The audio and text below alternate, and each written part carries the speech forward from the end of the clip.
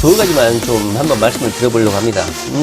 자, 이재명 도지사는 요즘에 현장 행정을 좀 적극적으로 추진하고 계시죠. 어제는 또 과천에도 가고, 그제는 군포, 우화, 여기 연속적으로 방문을 하셨고, 또 그 이전에는 경기도의 북부 지역, 동두천이라든가 이쪽 적경 지역 그 지방자치단체도 많이 좀 찾아가셨죠.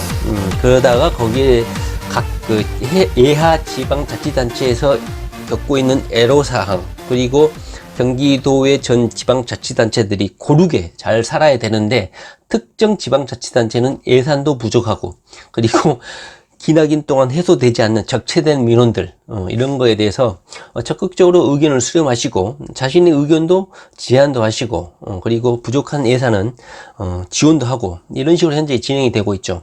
물론 취임 1주년이 되죠. 2019년 7월 1일부로. 그러다 보니까 지난 자기가 취임하고 나서 딱 1년 됐죠. 1년, 물론 예산이라는 것은 1월 1일부터 12월 31일까지 책정이 되지만, 자신이 취임하고 나서부터 1년이죠.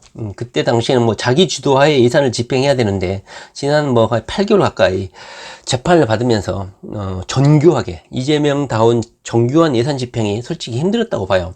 그러다 보니까 1년이 되기 전에 1년 기자회견 하기 전에 한번 예하, 군수, 구청장 이런데 시장들 적극적으로 지원을 통해서 소기의 성과를 누적하기 위해서 현재 현장 행정 업무를 적극적으로 추진한 것 같습니다. 저도 그렇지만 1년 되면 이재명 도지사가 1년 동안 한 일 한번 추억 삼아서 한번 회상해보고 회고해보는 것도 괜찮은 일이라고 생각합니다. 첫째로 이재명 도지사는 이 문제를 어떻게 해야 될지 상당히 궁금하고, 여러분들은 또 어떻게 생각하는지 궁금합니다. 뭐냐면 현재 민주노총이라고 있죠. 민주노총 노동자의 그 연합체죠. 우리나라에는 또 한국노총도 있죠.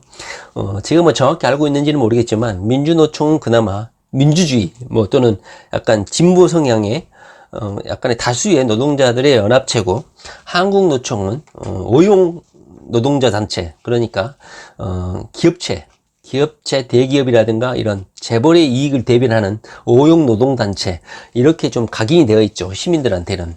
그런데 오히려 대형 단체는 민주노총이죠. 그런데 현재 민주노총이 문재인 정부하고 현재 대립각을 세우고 있죠. 가장 큰 원인은 최근에 국회 담장도 무너뜨리고, 거기에 약간 폭력적 집회를 지속했죠.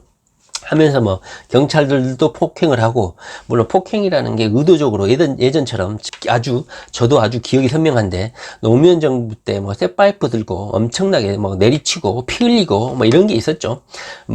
그때 당시에 FTA도 있었고, 여러 가지 문호 개방, 경제 개방 이런 것이 맞물려 가지고 그랬을 수도 있다고 생각하는데, 현재 2020년에 육박한 현재 시절에 아직도 민주노총이 그런 폭력적 집회, 약간 원시적인 그런 노동 투쟁 양식을 보인다는 게 약간 이해는 되지 않아요. 노동자의 주의라는 게 항상 열악하고, 그리고 주장을 해봤자 정부가 들어주는 것도 아니고 하기 때문에 격렬한 양상을 띠고 있는 것은 일면 이해가 되죠. 그러나 민주노총은 어느 정부가 들어서느냐에 따라서 약간 좀 행동 양식이 좀 달랐죠.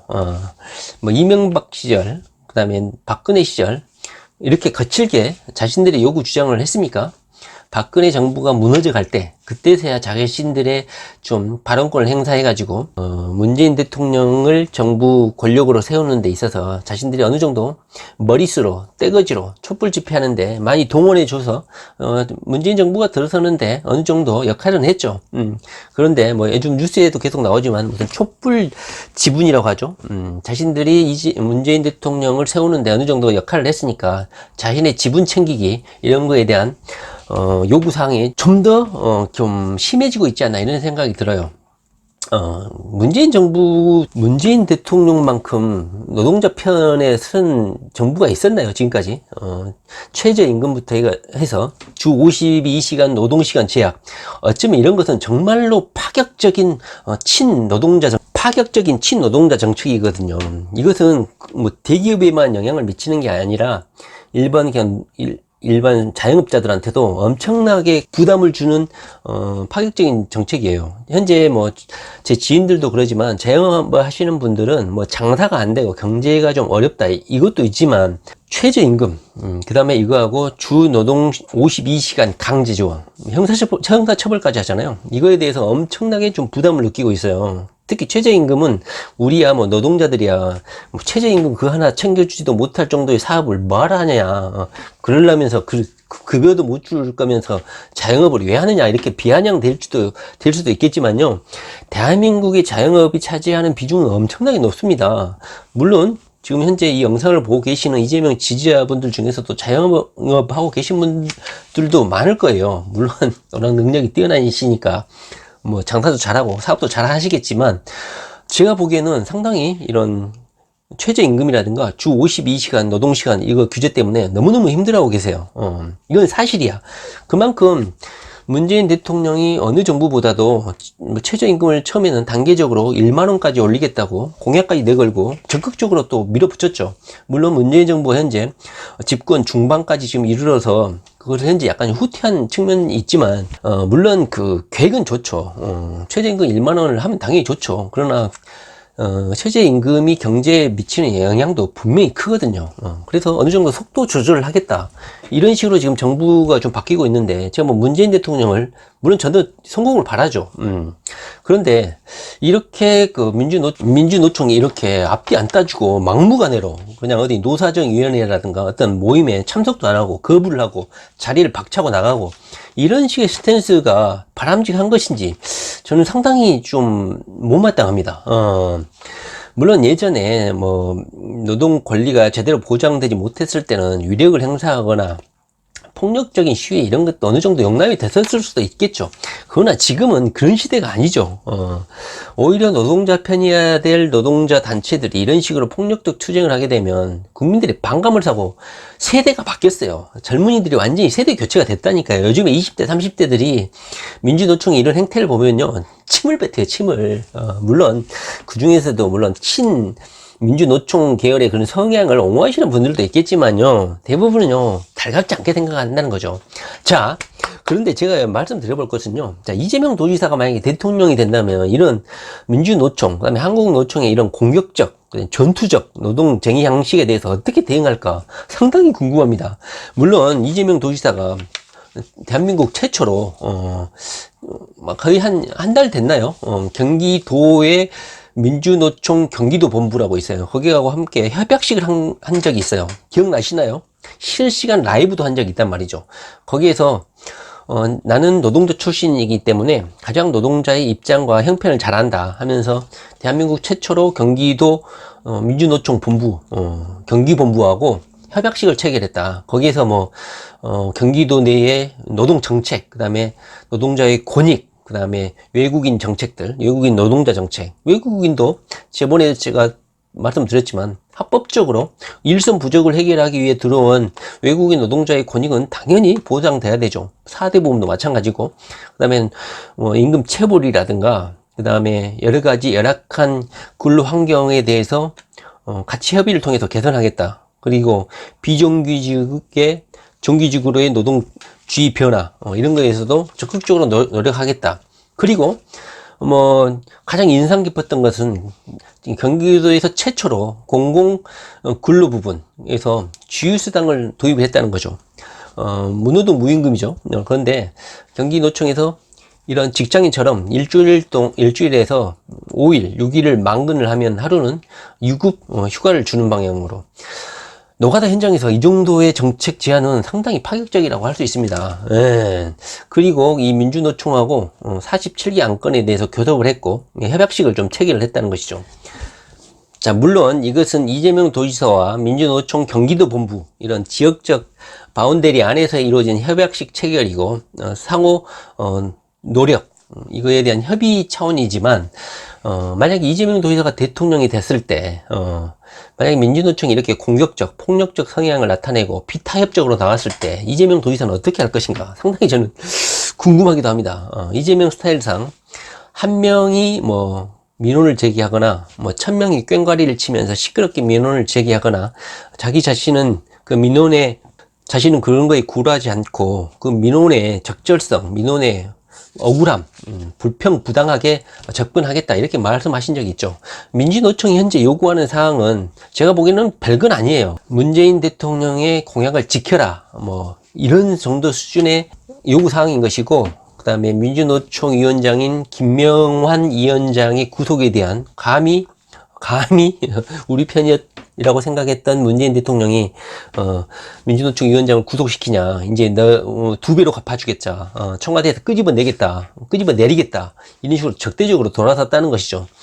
물론 너무 이제 급격한 친노동자 정책을 편다고 해서 1만원, 최저임금 1만원을 공약한 것이 뭐 패착일 수도 있겠지만, 이만큼 노동자 편에서 정책을 추진하고 있는 정부도 여지껏 없었어요. 민주노총이 약간 양보를 하고 좀 대승적인 차원에서 이런 노사정위원회라든가 위원회에서 적극적으로 좀 주장도 하고 양보도 하고 이런 타협을 해야 되는 것이지, 100% 자기 주장을 들어달라 이런 식으로 하면 뭐 대화가 되겠습니까? 물론 이재명 도지사가 이런 무리한 공약 자체를 걸지는 않겠지만, 이재명 도지사가 만약에 민주노총이 이렇게 폭력적, 비타협적으로 나왔을 때 이재명 도지사는 어떻게 대응할까요? 이재명 도지사의 그 타협 스타일이 있죠. 너희들 단체가 불만인 것을 적어와라. 딱 A4 용지에 적어와. 그 다음에 모여서 현장에서 한번 이야기를 해보고 시시비비를 가려보고 합리적 방법을 도출해보자. 이런 스타일이죠. 물론 그럼에도 불구하고 뛰쳐나가고 회담 현장을 뛰쳐나가가지고 꽹과리를 심하게 두드리고 쇠파이프를 휘둘리고 국회 담장을 무너뜨리고 이러면, 이재명 도지사가 대통령이라면 아마 그 100배 더 강하게 법적 집행을 하지 않을까 싶은데, 이재명 도지사 과연 어떻게 할까요? 노동자, 친노동자, 노동이라면 환장하고 보호하고 환영하고 노동자 편에 서 있는 이재명 도지사가 경기도지사일 때하고 대통령일 때하고 어떻게 스탠스를 달리할지 상당히 궁금하기도 하고, 지금부터 미리 해안을, 지혜를, 그리고 나름대로 노하우를 개발해 놓으셔야 되지 않을까 싶습니다. 그리고 오늘 뉴스에서 조금 인상 깊었던 게 하나가 있었는데, 바로 경기도민이 아닌데 경기도에 공익제보를 하신 분이 있었죠. 월성 신고리, 여기에 대한 부품이라든가 그 다음에 공공기관이 대기업하고 입찰 담합을 해서 수백억을 부당이득을 취하려고 한다 하면서 공정위에다 제보를 했는데, 이 사람이 제보할 기관이 많죠. 청와대도 있고 공정위도 있고, 그 다음에 자신이 거주하고 있는, 예를 들면 원전이다, 그럼 원전이 소재하고 있는 지방자치단체에다가 공공제보를 할 수가 있는데, 이 사람이 경기도 도지사한테 제보를 했다는 거야. 경기도청에. 제보한 이유가 뭐였냐, 그 사람이 인터뷰에 자신이 9건을 제보를 했다는 거야. 그런데 경기도가 이재명이 도지사로 있는 경기도가 공정한 공정 철학이 있고, 그리고 개혁 의지가 있으며, 그 다음에 자신이 이재명이라면 국민의 안전이라든가 혈세와 직결되는 이런 제보를 받아들이고 엄격하고 공정하게 공익 제보를 받아서 조사해 줄 것이다, 이렇게 생각해서 제보를 했다는 거야. 이거는 엄청난 신뢰가 없으면, 그리고 믿음이 없으면 할 수 없는 겁니다. 물론 경기도정과 관련된 업무가 아니기 때문에 경기도가 직접 조사는 할 수 없어요. 경기도지사는 경기도와 관련된 업무만 처리할 수 있으니까. 그런데 경기도의 자문 변호사를 선임해서 공정위에 공식적으로 공익제보를 요청을 하고 경기도가 주도해서 이걸 해결하겠다고 하는 겁니다. 자, 이것을 보면 이재명 도지사가 지금까지 펼치고 있는 공정, 이런 것이 다른 지방에까지 충분히 인식이 되어 있고 국민들이 그렇게 이재명에 대해서 인식하고 있다, 이렇게 확인할 수가 있는 겁니다. 이재명 대단하지 않습니까?